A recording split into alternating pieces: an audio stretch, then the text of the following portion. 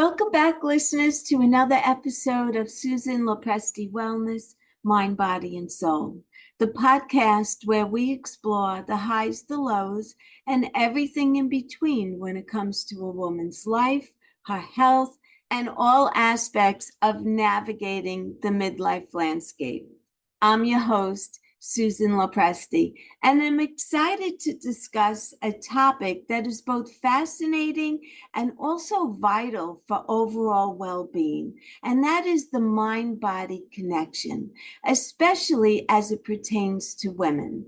This connection is really a powerful link between our mental and our physical health.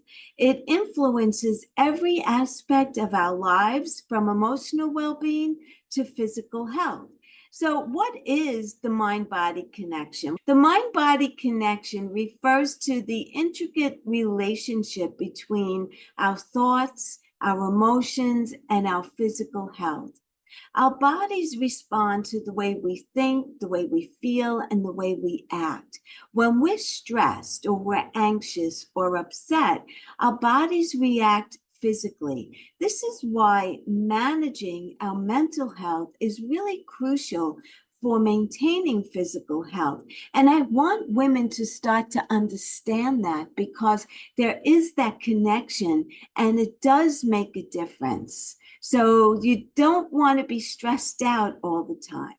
There are some unique aspects for women, particularly, and that's what I want to discuss today. Women often experience the mind-body connection differently than men due to hormonal fluctuations, society pressures, and also unique health challenges that are specific to women. So understanding these differences is key to addressing our specific needs effectively. And of course, the first thing I want to address is hormonal influence.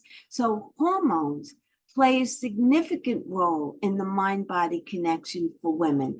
For example, our menstrual cycle, right? So there are fluctuations in estrogen and progesterone that can really affect our mood, our energy levels, and also our physical health.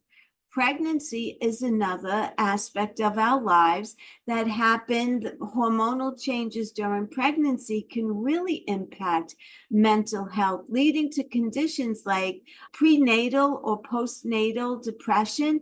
Now, I remember when I first got pregnant, I wasn't planning to have a child, and I was married, and I decided that, okay, well, this is what God wants, so I'm going to have this baby. But it wasn't in my plan. And, I always had a plan. I always had a plan. And this wasn't part of the plan. So I cried a lot. Anytime I told someone that I was pregnant, and I'd say, oh, I just wanted to let you know that I'm 6 weeks pregnant, I'd start crying, and they would be like, oh my God, it was hormonal. It was not part of my plan, and it wasn't really where I wanted to go in life at that moment, but this is what I was up against. So my hormones were rampant, and all I ever did was cry. But it turned out beautifully, and I'm so happy that I have a 31-year-old daughter right now, and it was God's greatest blessing. But my hormones at the time of pregnancy were all over the place. Menopause is another aspect, right? So the transition into menopause brings significant hormonal changes that can affect both mental and physical health. So mood swings, anxiety, and physical symptoms such as insomnia and hot flashes, night sweats, all of that was part of my menopausal experience. And it was a hard time. And so it was, again, physical and it was mental. So stress affects everyone, right? But women might experience it a little bit more intensely due to we have a tendency to juggle multiple roles, such as work and family and personal responsibilities. And chronic stress can lead to a variety of health issues, including cardiovascular disease, Digestive issues also play a role. So conditions like IBS can really be exacerbated by stress levels. Emotions are powerful and they can manifest physically in a lot of various ways. So, for example, anxiety can cause muscle tension, headaches, fatigue. When you're anxious, it's exhausting, it drains you, it depletes you of everything. Depression is the same way. It often leads to changes in appetite, changes in your sleep patterns, and it just affects your overall health. So positive emotions like joy and gratitude and love, that can boost your immune system. It could lower blood pressure and improve your heart health. So you see that emotions, whether they're positive or physical, have an effect on your physical health.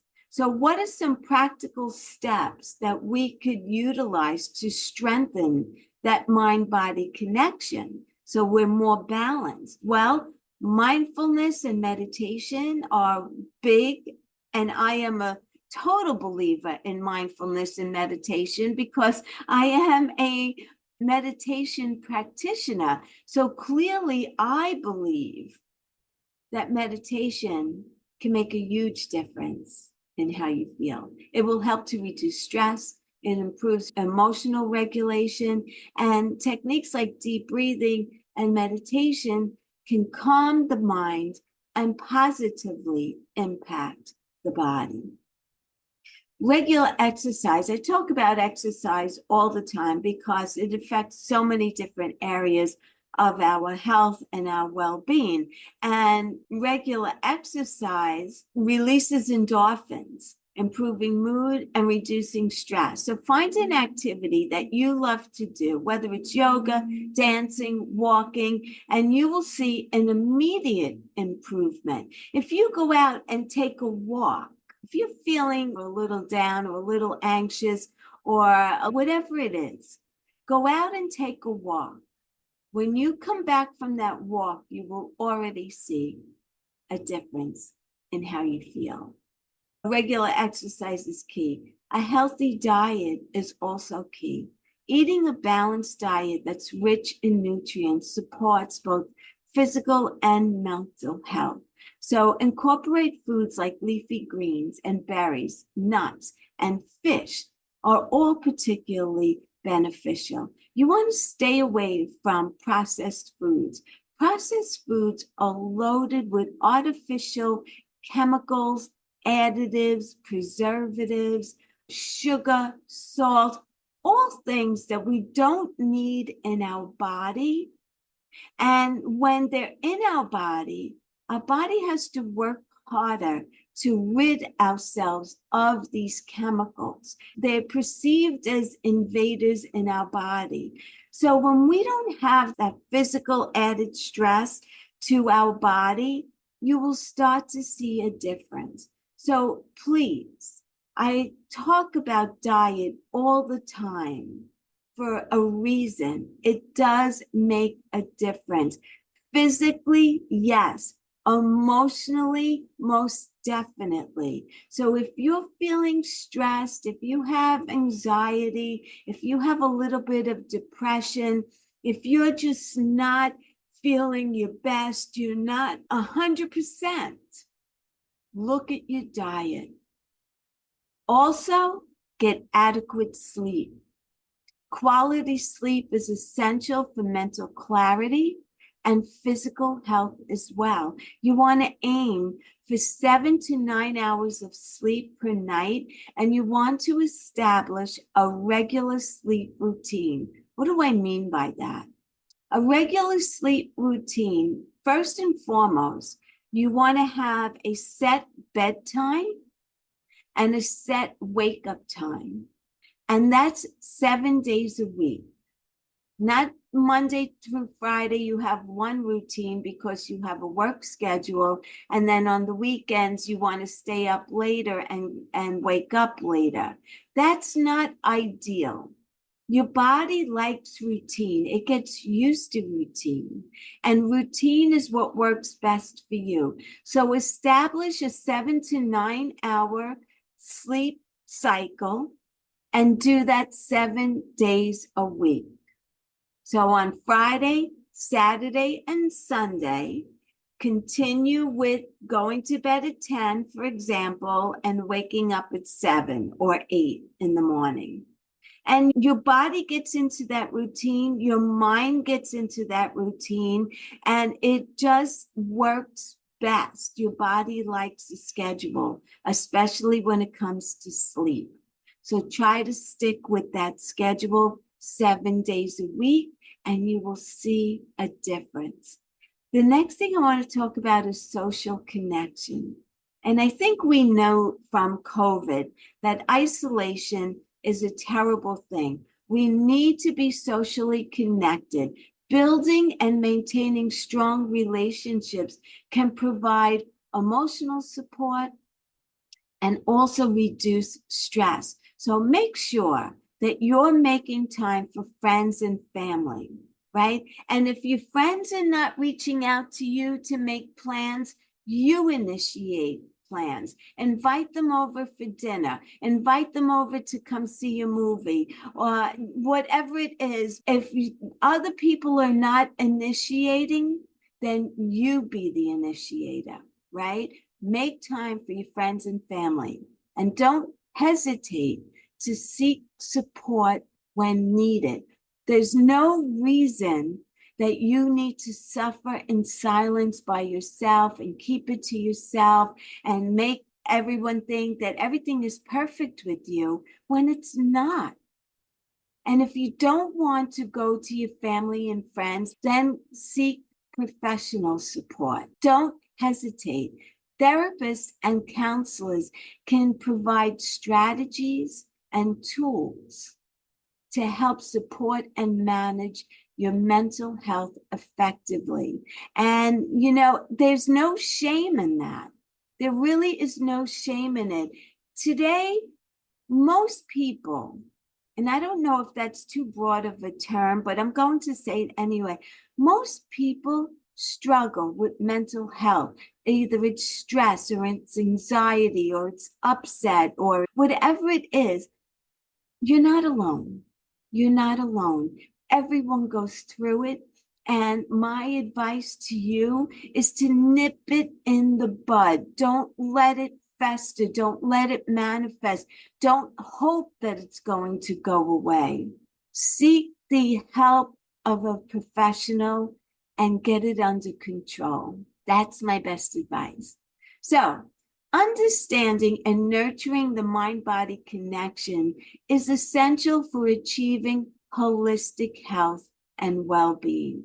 By paying attention to both our mental and our physical health, we can lead healthier, happier lives. Remember, taking care of your mind is just as equally as important as taking care of your body. It goes hand in hand, right? It's holistic. That's what holistic health is. We don't just look at the ailment. We look at every aspect of your life, your relationships, your career, your spirituality, the food that's on your plate, your mental health. Are you exercising? Are you connecting with loved ones? Are you happy in your career? Are you happy in your marriage? Are you lonely? Or do you have too many people taking up too much of your time? Whatever it is, that's what health coaching is really all about, right? Talking it out with someone else, getting the support that you need. Remember, taking care of your mind is just as important as taking care of your body.